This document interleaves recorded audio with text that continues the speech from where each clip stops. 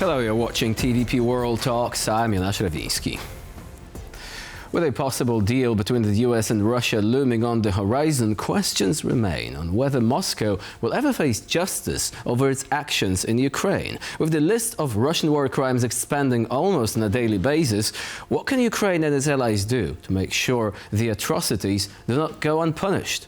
Joining us now is Peter Dickinson, UkraineAlert Editor at the Atlantic Council. Hello and welcome to TVP World.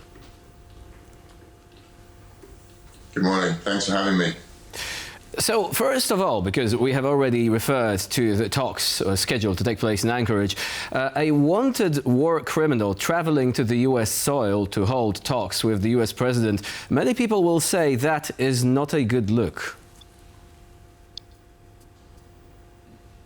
Yes, indeed. Of course, there is an argument that we need to have the West in general needs to engage with Putin in order to end this war. But the image of him, Putin being able to travel to America now as an honoured guest, as it were, rather than as a war criminal, is certainly very unfortunate. Some would say it's a huge victory for Putin himself. And a big departure for him. He's been treated as an international pariah for much of the last 3.5 years since the invasion of Ukraine, the full-scale invasion began, and since March 2023, he's been officially a wanted war criminal. A warrant for his arrest being issued by the International Criminal Court in The Hague, and that's significantly restricted his ability to travel. So this will be the first time since then that he's come to a major Western country, and it does, in many respects, at a symbolic level, end his isolation and underline that he's no longer a pariah. So it's a victory for Russia, and it does undermine efforts to hold Russia accountable for the war crimes that have been committed in Ukraine. Well, this is not just a question of expediency of the negotiation process, right? I mean, the US is not party to their own statute, so effectively the jurisdiction of the ICC does not extend to this territory. Can the international system actually be efficient if major countries like the US are not even party to the statute which underpins the functioning of the International Criminal Court? Well, that's a very good point, and that's been an issue long before the current war, even, or the case particularly against Vladimir Putin. A significant number of the largest countries in the world, the Americans, the Russians themselves, I believe the Chinese as well, and other major countries are not signatories who do not recognise the jurisdiction of the International Criminal Court. So, I mean, I think what we've seen over the last 3.5 years with the Russian invasion of Ukraine is how very limited international law is. That it really struggles. It really becomes exposed as toothless when confronted by crimes on this scale by a major power. It's all very well prosecuting, African warlords or minor European countries, the likes of, Serbia or perhaps Bosnians or something along those lines. But when it comes to crimes committed by the world's most powerful military countries like Russia, the international justice system really appears very toothless, very ineffective. So where does it actually leave Ukraine and its allies? Ukraine keeps documenting these war crimes, and according to Ukrainians, there is evidence of over 150,000 of them, including execution of POWs, the mass killing of civilians, the abduction of children. So it's serious stuff. But as you're saying, if the international justice system is not capable of bringing the individuals concerned to justice, then some people might ask, well, what is the point? Yes, quite. We have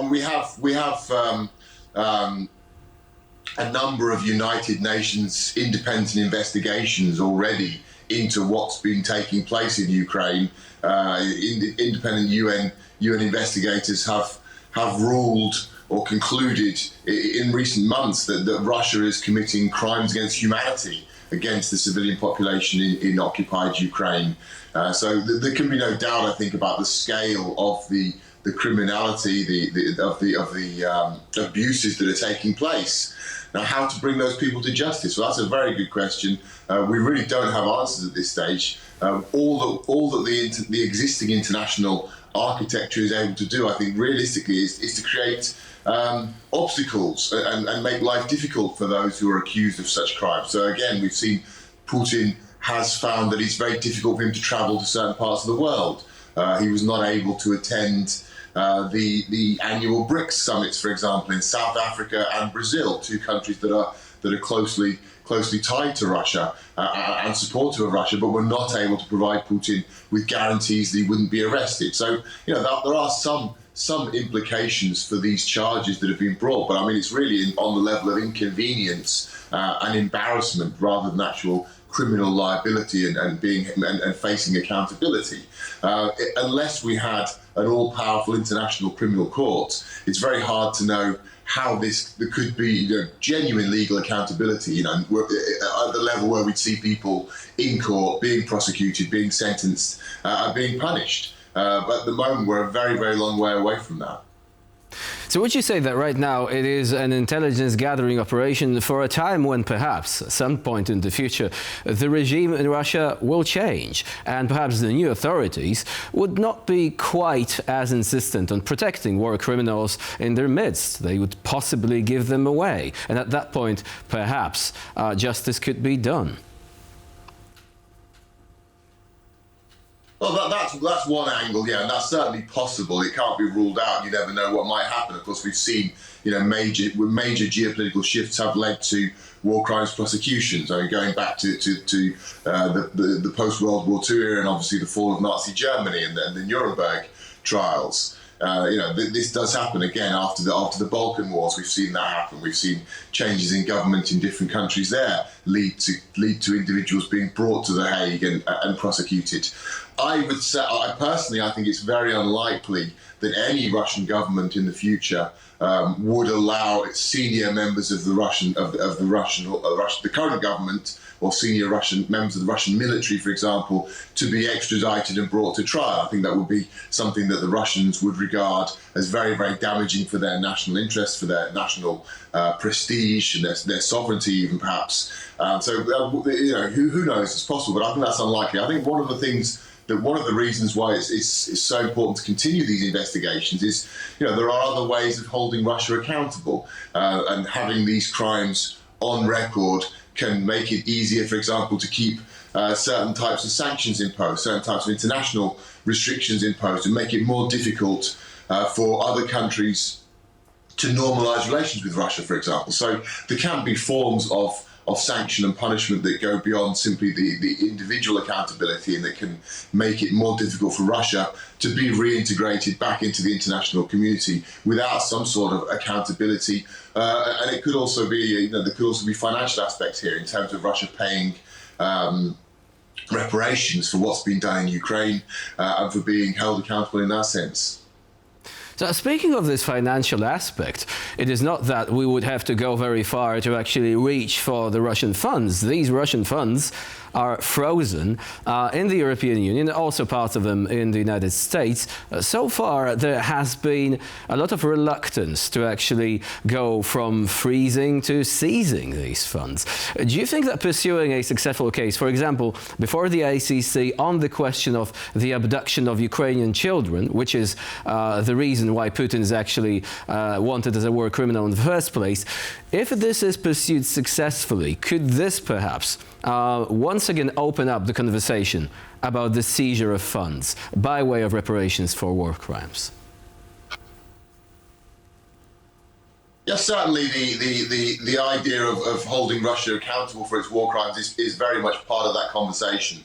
And the larger the body of evidence is, underlining the scale of Russia's war crimes and detailing those crimes. And you mentioned the mass abduction of Ukrainian children. Obviously, that's one of the most high-profile crimes, one of the most shocking crimes, perhaps. It's the number of crimes being committed is astronomical, and as of the most serious nature. But of course, the abduction of children really strikes people, strikes as particularly grotesque and inhumane. So that certainly could help to build the case for the seizure of this money that's already been frozen, these funds that have been frozen.